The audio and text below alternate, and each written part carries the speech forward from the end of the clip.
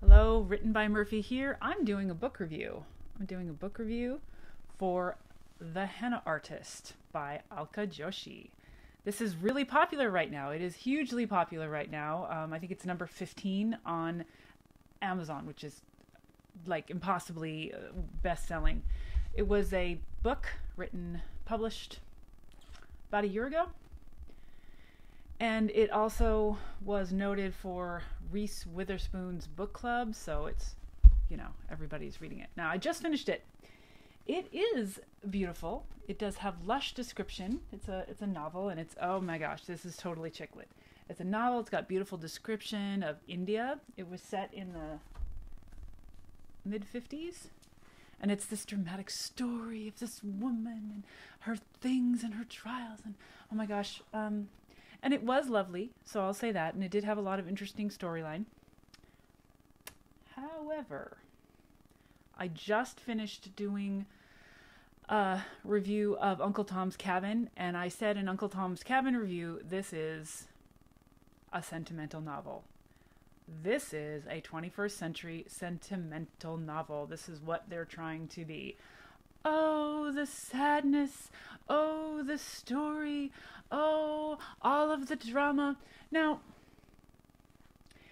it was set in the 50s, so there's some interesting bits about, well, India's in its own place, and it's like getting casting off the English ways. Okay, there was a touch of that, and but it wasn't really deeply steeped in that moment in history. It was more talking about some really pretty, it's a henna artist, right? So it talks about the beautifulness of the henna, and that isn't particularly stuck in that one moment. Okay. Anyway, it was, like I said, sentimental, and it was not surprising in any way. It really stuck to standard contemporary morality. So, really, do I need to be totally not surprised every turn of the way? That's not why I read a book. I read a book to learn something. So, fine. I learned something about I don't know, flowers and herbs, and that was nice, and designs, that was nice, but it was really not, it was so sentimental and pulling on the heartstrings, and it wasn't, and it had that other thing, I call it mom porn, when they're like, oh, the motherhood, and all of what that means, and family, and it had a lot to do with,